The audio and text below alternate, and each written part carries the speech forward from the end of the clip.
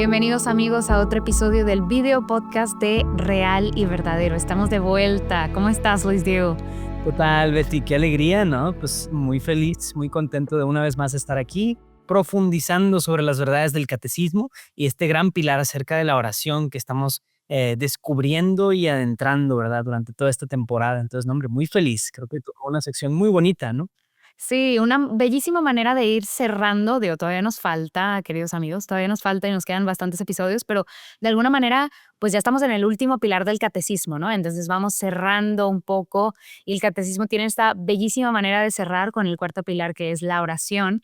Y hoy vamos a estar adentrándonos al segundo capítulo. Si se acuerdan, ya platicamos un poquito de la introducción al pilar, hablamos del primer capítulo y hablamos de la oración en el pueblo de Israel, o sea, como en el Antiguo Testamento, hablamos de la oración a través de los ojos de Jesús y también hablamos de la oración a través de los ojos de la iglesia en el día de hoy, ¿no? Y entonces ahora vamos a explorar este segundo capítulo, la tradición de la oración, un capítulo lleno de sabiduría y también creo que como muy, voy a usar el término en inglés, pero como down to earth, se va a los básicos de los básicos, como a hablarnos de la oración y también mucho de la oración que conocemos. En algún momento empieza a desglosar inclusive la oración, el rezo del Ave María. Entonces, como este segundo capítulo en el que vamos a tocar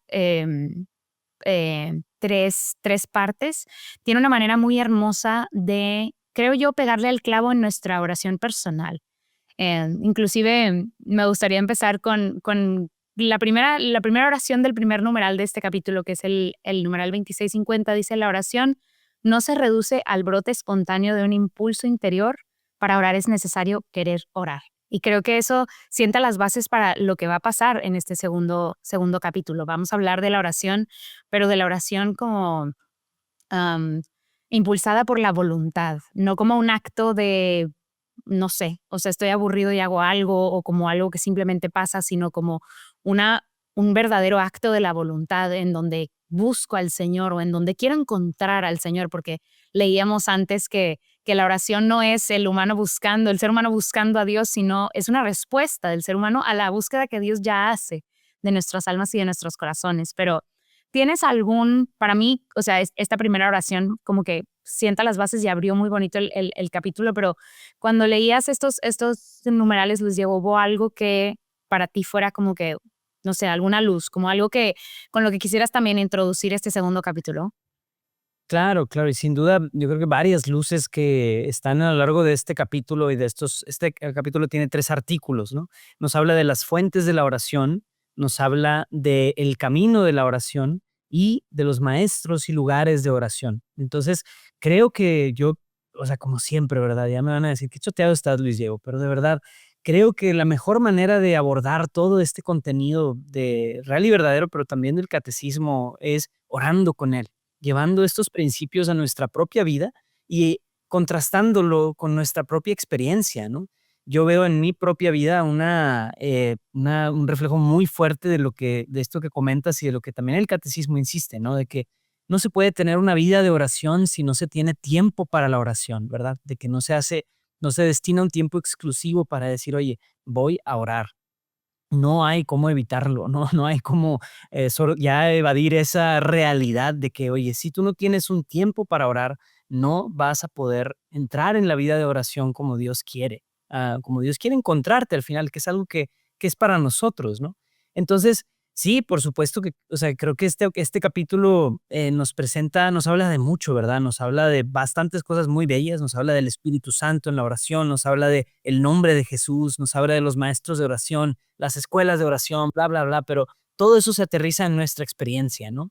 Yo creo que de lo que más resalto de nuevo es esta parte de hay que querer orar, hay que buscar, anhelar esa sed de Dios, ¿no? El Salmo que habla de esto, de cómo nuestra alma busca, así como la sierva busca corrientes de agua, nuestra alma busca a Dios.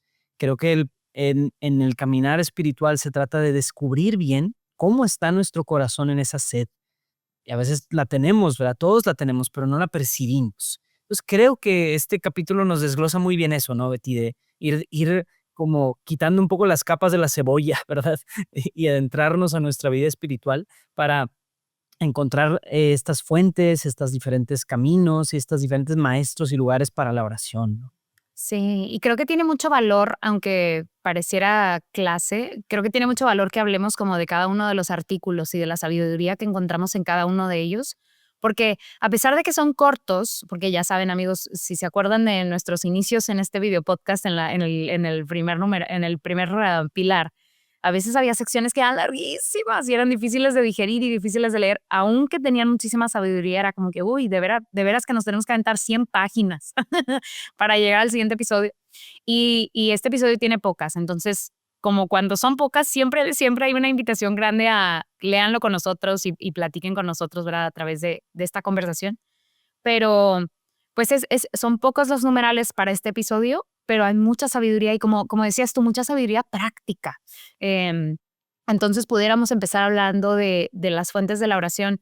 Y la verdad que esto, o sea, dentro de este primer artículo, amigos, la primer, como vamos a decirlo así, fuente que mencionan es la palabra de Dios. Y yo, o sea, pudiera leerles lo primero que subrayé, que fue una cita de San Ambrosio en el primer numeral de esta subsección, en donde dice: a Dios hablamos cuando oramos, a Dios escuchamos cuando leemos sus palabras.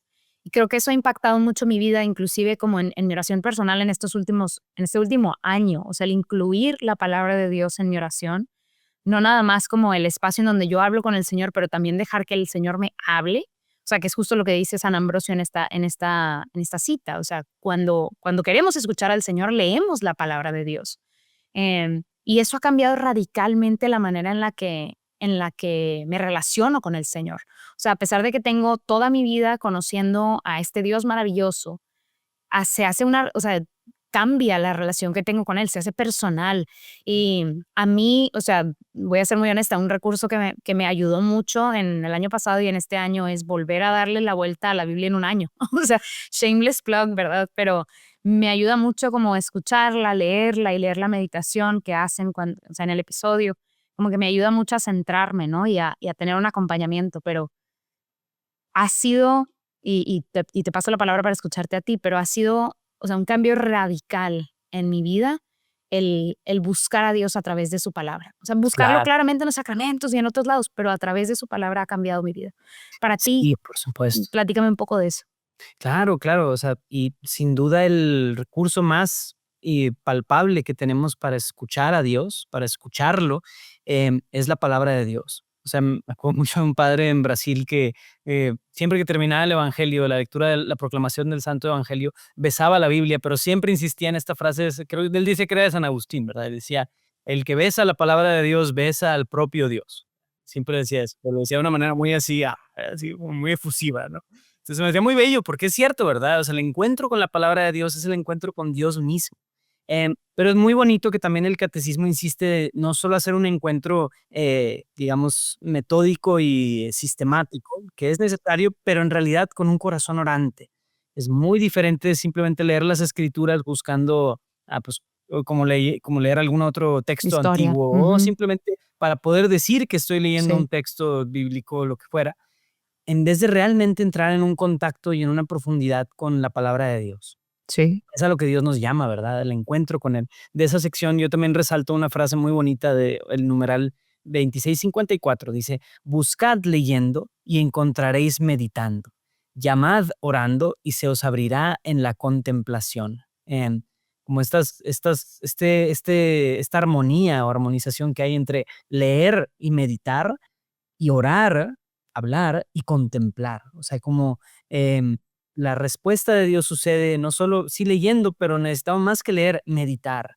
Y más que solo orar y decirle cosas a Dios, contemplar. Entonces nos llama a esa profundidad, ¿verdad? Yo creo que esas palabras son palabras que de verdad los invitaría a subrayarlas en su propia mente o corazón o en un papel, pero meditar y contemplar. Si ya estamos dando un paso de decir, no, ¿sabes qué? Yo sí estoy intentando orar, yo sí estoy intentando tener mis tiempitos de oración o lo que fuera, creo que hemos hablado de cómo Dios nos invita a la profundidad, ¿verdad? De que Dios quiere que profundicemos. Bueno, meditar y contemplar. Creo que son dos claves que el catecismo nos proporciona en eso, ¿verdad? Y junto con eso, las otras fuentes de la oración, ¿verdad, Betty? O sea, la liturgia, las virtudes teologales, el hoy, etcétera, ¿no? Sí, que me encanta en esta parte del hoy, en el numeral 2659 dice, el tiempo está en las manos del Padre, lo encontramos en el presente, ni ayer ni mañana, sino hoy.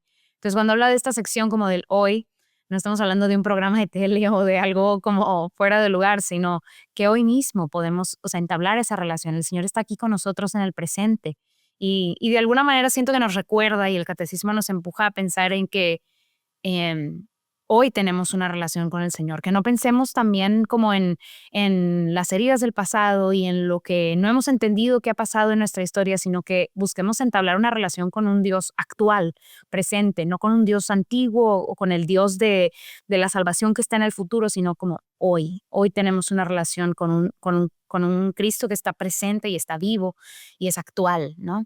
Em, y en el segundo artículo habla de los caminos de la oración, que es bellísimo porque comienza hablando de la oración al Padre y después hablará de la oración a Jesús y después del Espíritu Santo, ¿no?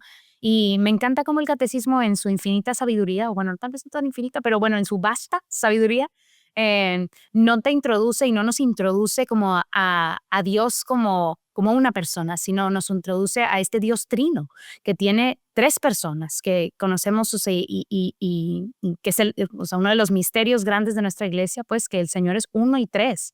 Y entonces que podemos orar también aprendiendo de cada uno de ellos, ¿no? Y cuando empieza a hablarnos de em, la oración al Padre, de nuevo, la primera oración de este primer numeral dice, no hay otro camino de oración cristiana que Cristo. Cristo es también el que nos lleva al Padre. Cristo también es ese camino que nos acerca al Padre y que nos enseña del Padre. Entonces, es bellísimo de nuevo cómo, o sea, a través de estos tres caminos podemos orar y podemos conocer al Señor. ¿Tú qué opinas, Lucio? ¿Hubo algo en este artículo que fuera, sí, que te interesara o que fuera como que te resaltara? Claro, claro, o sea, digamos, se me hace muy, o sea, son de esas situaciones en donde si algo de esto no te mueve el corazón, no sé qué te moverá tu corazón, sobre todo cuando habla de esta parte del nombre de Cristo y su importancia, habla de cómo el ser humano, ¿verdad? Reflejado en Cristo Jesús, puede encontrar esa cercanía de la oración en Jesús, ¿no? O sea, es algo que, o sea, sobre todo haz de cuenta, estoy viendo y pensando en el 2667. No, estaba revisando muchos numerales, amigos. Ojalá puedan acompañarnos con el catecismo, porque sí, estamos, o sea, haz de cuenta, ahí caminito, caminito, ¿verdad? Ahí repasando cada uno. Pero es la formulación más habitual transmitida por los padres espirituales del Sinaí, de Siria y del Monte Athos, es la invocación, Señor Jesucristo, Hijo de Dios, ten piedad de nosotros, pecadores.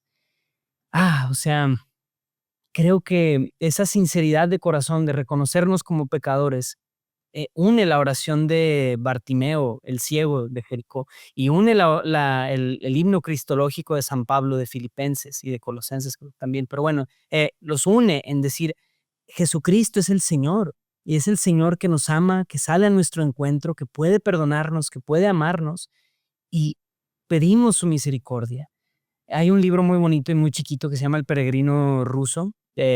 Espero lo conozcan o lo lean, porque de verdad es un libro muy profundo y a la vez muy simple, ¿no? Es una persona que va, pues, con una especie de ermitaño y le dice, quiero conocer más a Dios, tengo una sed de Dios y necesito que tú me ayudes. Entonces el ermitaño lo pone a rezar una oración muy sencilla. Señor Jesús, ten misericordia de mí. Señor Jesús, ten misericordia de mí. Y esa oración la debe de repetir 8000 veces al día.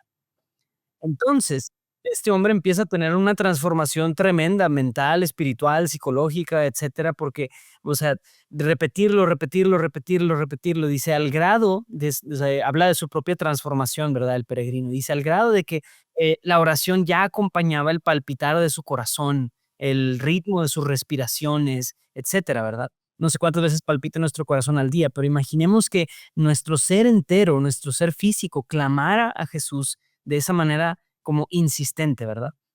Entonces eso educa a este peregrino. Eso es bien al inicio del libro, ¿verdad? El resto del libro son situaciones en las que va el peregrino, donde se afronta con problemas, con situaciones feas, con situaciones adversas y lo que sea, pero en medio de eso ya está preparado, está fortalecido en su peregrinar con un principio fundamental, que es esta oración. Entonces, es muy bello. Yo lo vi muy, muy reflejado en este numeral, porque digo, es muy cierto. O sea, a veces nos complicamos demasiado la existencia y las cosas, ¿verdad? Diciendo que esto y lo otro, cuando puede ser muy simple, de decir, si en nuestro corazón simplemente invocamos la presencia y el nombre de Jesús, ya tenemos más que suficiente, ¿no? Y lo otro, pues, obviamente, es la parte donde habla del Espíritu Santo y de cómo lo debemos de invocar, ¿verdad? Esta oración tan conocida por todos, ¿no? Ven, Espíritu Santo, enciende nuestros corazones el fuego de tu amor. Eh, Creo que es algo que también debemos de recopilar y recapitular, ¿verdad? Como uno de los caminos importantes para la vida de oración. Sí, totalmente. Me encanta. Y de hecho, en el numeral 2668, o sea, solo para contribuir a lo que tú dices, dice: la invocación del santo nombre de Jesús es el camino más sencillo de la oración continua. O sea, pudiera ser, me encanta el ejemplo del peregrino ruso, o sea, pudiera ser el simplemente repetir el nombre de Jesús. Digo, claramente estamos llamados a mucho más, pero ya simplemente invocar el nombre de Jesús es un camino excelente para abrir como la comunicación con Él y traerlo a nuestro corazón, y que cada latido de nuestro corazón se convierta en una alabanza al Señor, ¿no? Y justo después de hablar del Espíritu Santo, con el camino con el cual cierran este artículo, es el camino más bello, más hermoso, la flor más bella, es nuestra Madre María. Y me encanta cómo el catecismo ahonda en qué significa que María nos acompañe y cómo es que María nos acompaña. En el numeral 2677, 74, que como dice Luis Diego, ojalá tengan su catecismo ahí, aunque sea de manera virtual y nos estén siguiendo. Vean que no estamos locos y que no nos estamos inventando los numerales. Dice: desde el sí dado por la fe en la Anunciación y mantenido sin vacilar al pie de la cruz, la maternidad de María se extiende desde entonces a los hermanos y las hermanas de su Hijo, que son peregrinos todavía y están ante los peligros y las miserias.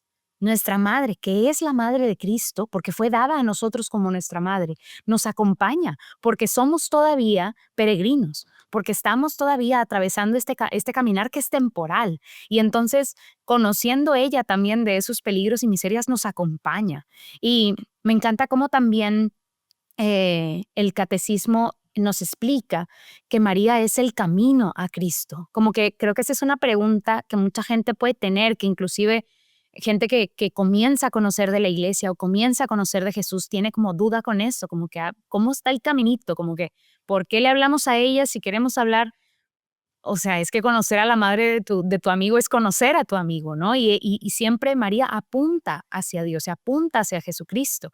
Y entonces me encanta cómo el catecismo como con muchísima paciencia nos explica, porque inclusive empieza a desglosar el Ave María y qué significa cada una de estas partes y de dónde viene.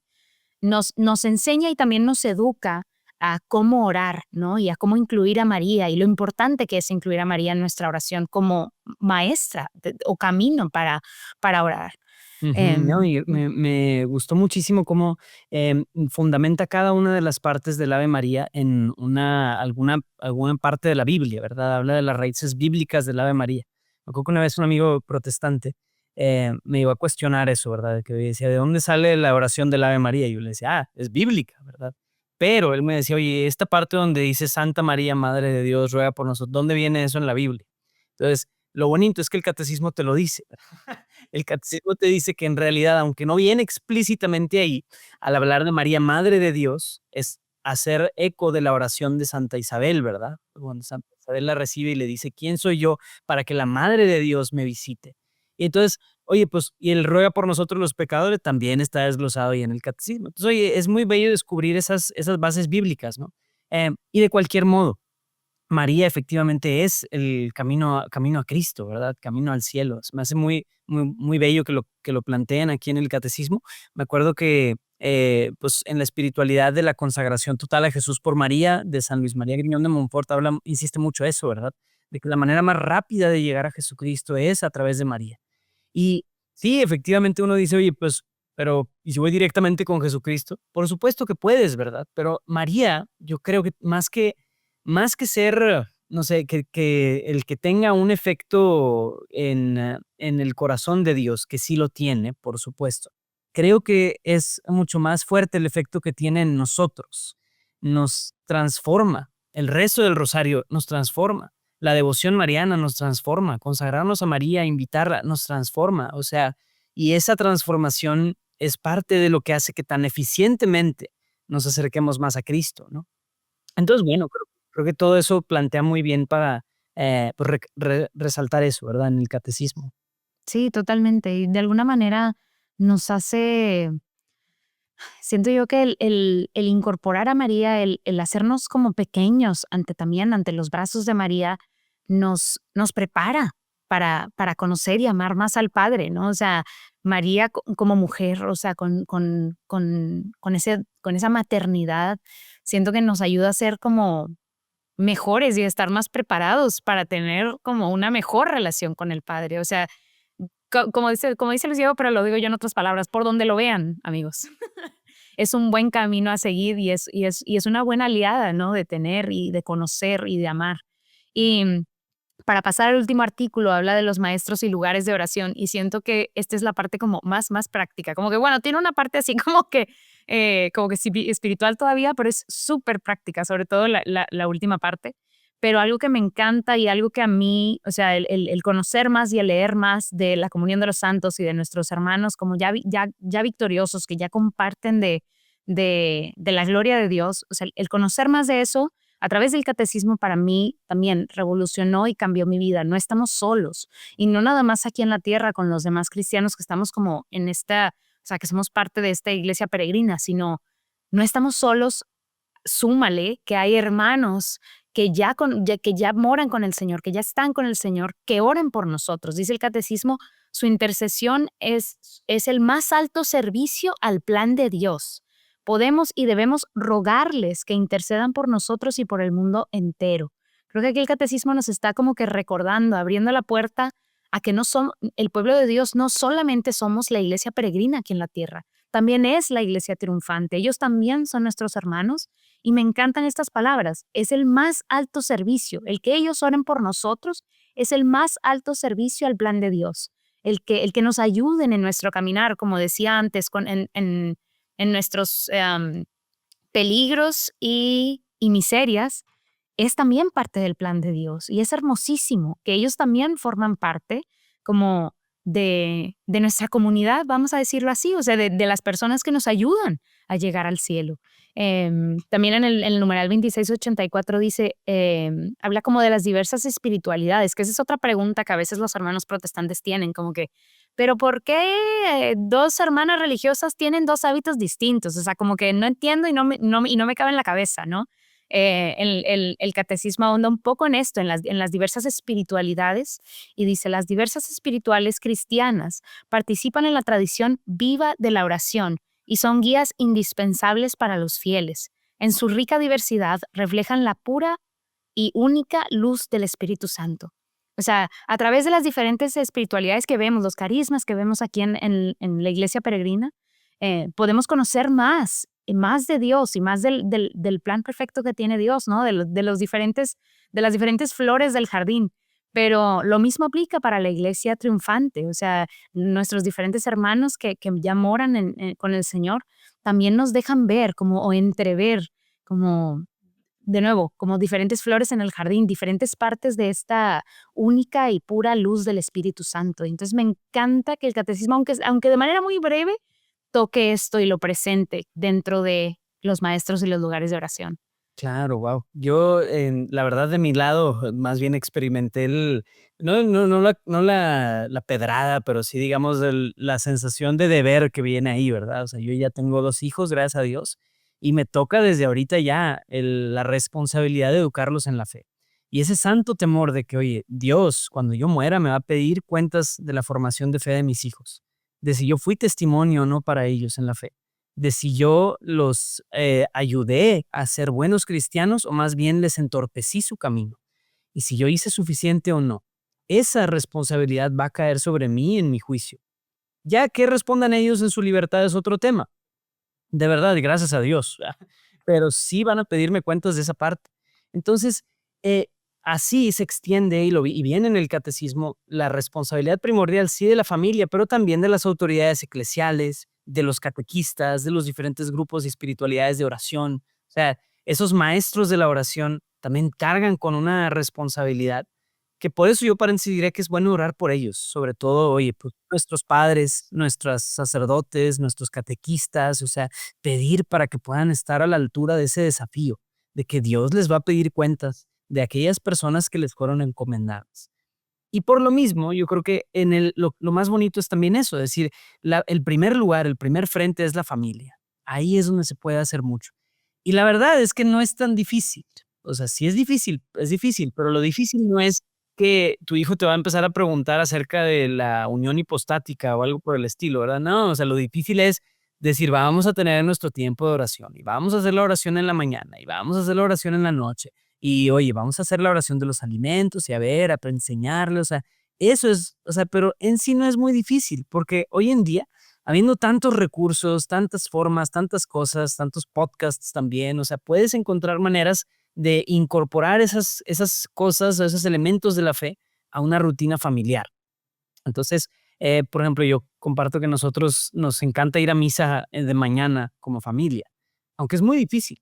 Eso es sinónimo de no vivir la misa, ¿verdad? Porque vas con 2 niños chiquitos, la verdad, digo, sí la vives, me refiero a que no puedes poner atención como te gustaría, porque, oye, está el padre hablando de sí, la homilía, super padre, lo que quieras, y está el niño gritando y molestándose con la hermana porque ya le pasó tal, bla, bla, bla.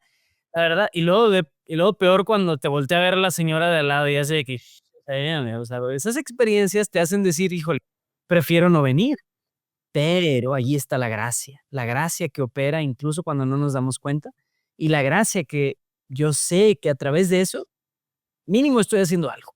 Estoy haciendo algo para que mis hijos tengan la noción de quién es Dios, de quién es, cómo es la Eucaristía, todo eso, ¿verdad? Entonces, bueno, digamos, hacemos nuestra aportación en granito de arena y buscamos que Dios haga el resto, ¿no? Pero la importancia de la familia. Y por lo mismo también de tener esos espacios como familia, ¿verdad? Decir intencionalmente, oye, vamos a tener nuestra reunioncita semanal, ¿verdad? Con los niños y vamos a hacer un tiempo de oración o vamos a tener nuestro pequeño altar en donde tenemos ahí algún recuerdo de algo importante que Dios nos haya dado o hecho, o si es el tiempo litúrgico, acompañar eso, ¿verdad? Creo que esas cosas son lo que lo hace más didáctico el proceso.